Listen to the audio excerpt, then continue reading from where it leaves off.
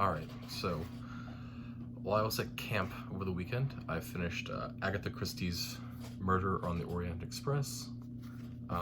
This was read for my Crime and Evil in Literature class. I forgot how much I really like detective stories. So that's my first thing. I completely forgot about that.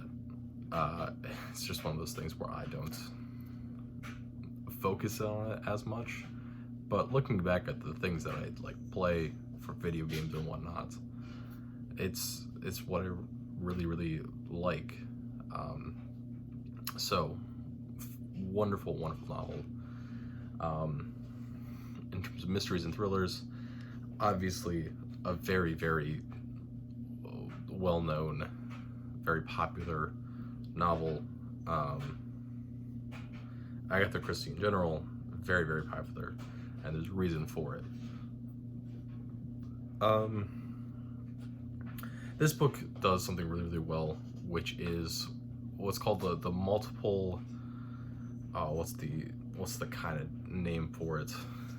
It's the multiple paths idea, in which until we get to very specific points in the novel, there's always multiple paths, and even at the very end, there's multiple paths to how the crime can be committed, and it is only through admission do we understand what the actual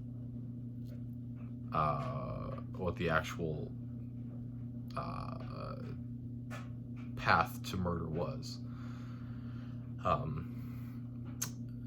The multiple paths idea, I think, is really. I gotta stop.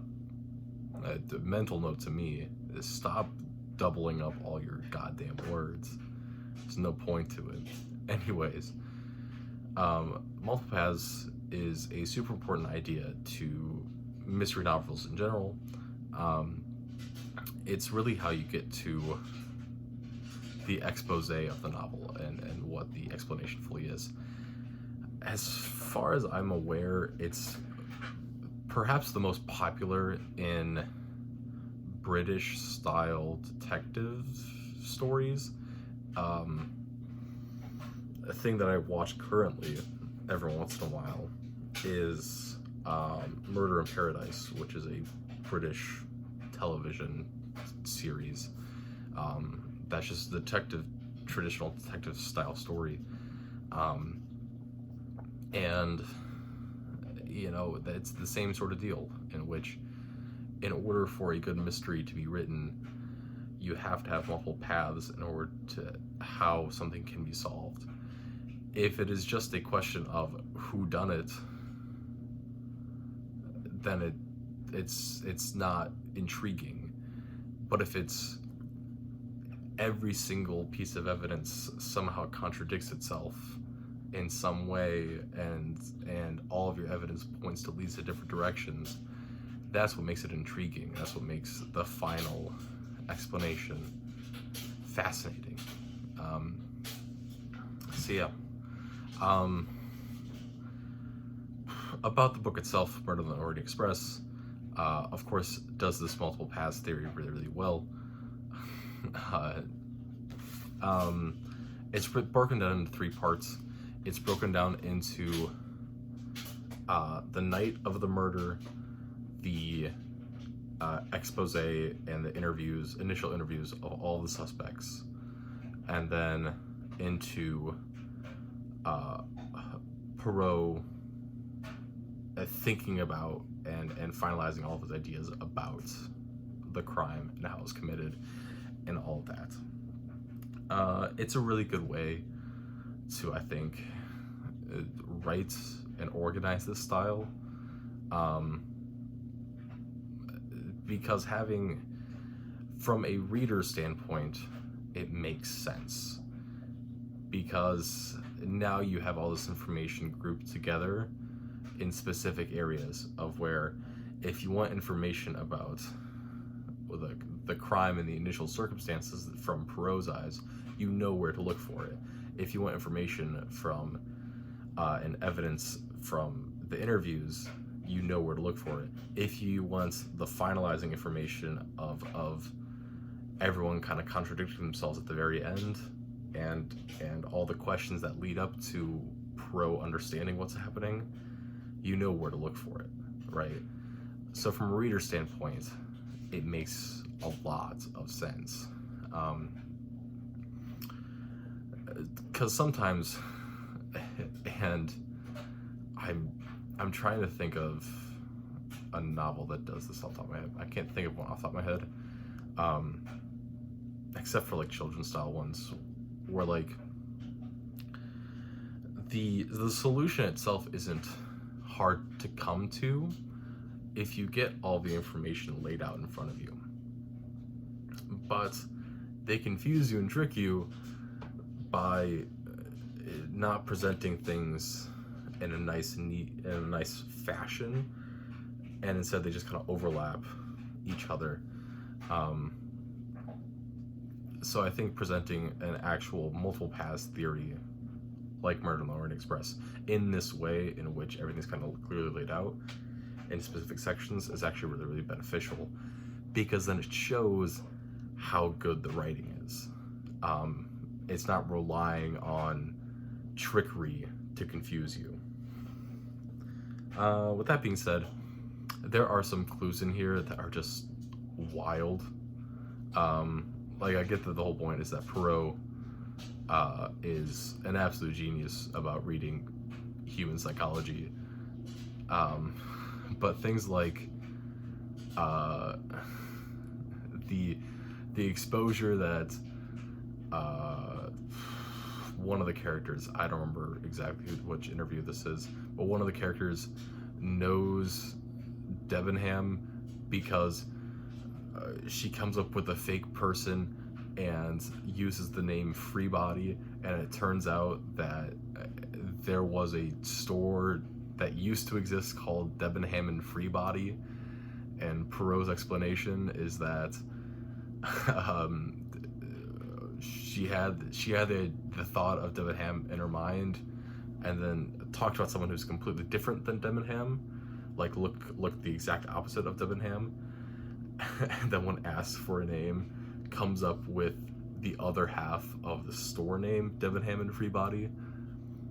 Like, it's some of that is just wild, and there's no way that a reader could ever be expected to know that. But a lot of the other stuff, there's actually a lot of it that if you follow along correctly, and if you want to take notes while reading a mystery novel, go for it. You could figure out what's happening. I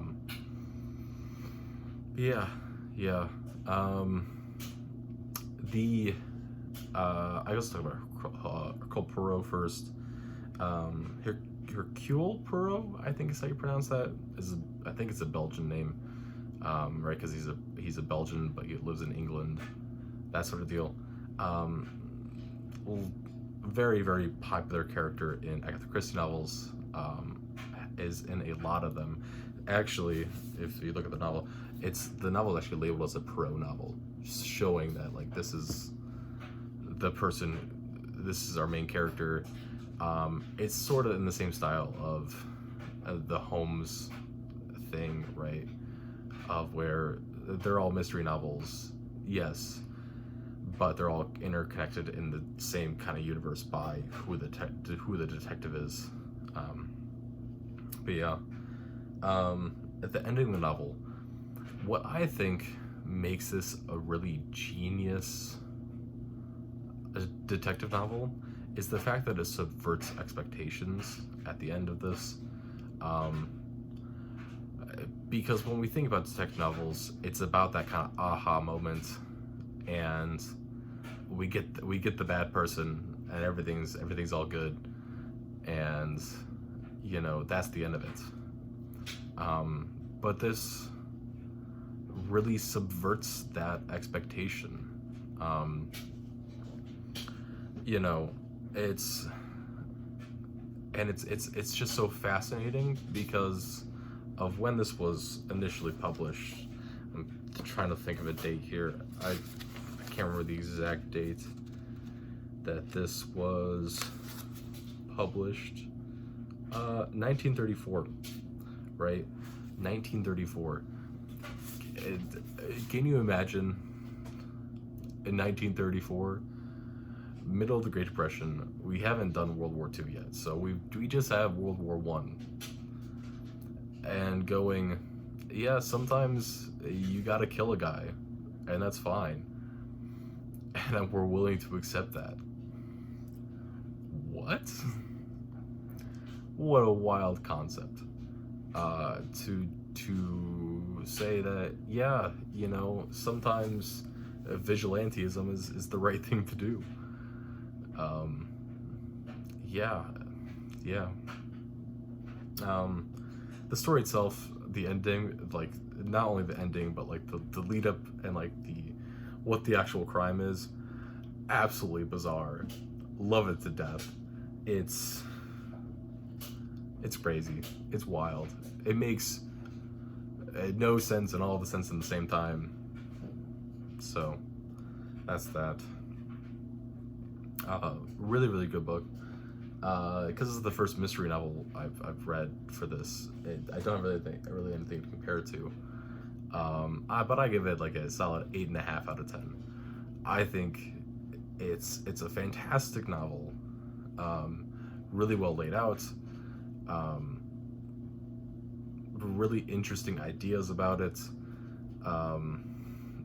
Really interesting crime in the first place, but also really interesting ending, and that subverts what we normally think about things, and it really subverts the expectations for the genre. Yeah, I think it's solid 8.5. That's that. I think this is my only Agatha Christie novel that I have, so I will be getting more of them, because I really enjoy them. Every day, I become more like my mother. And that's that.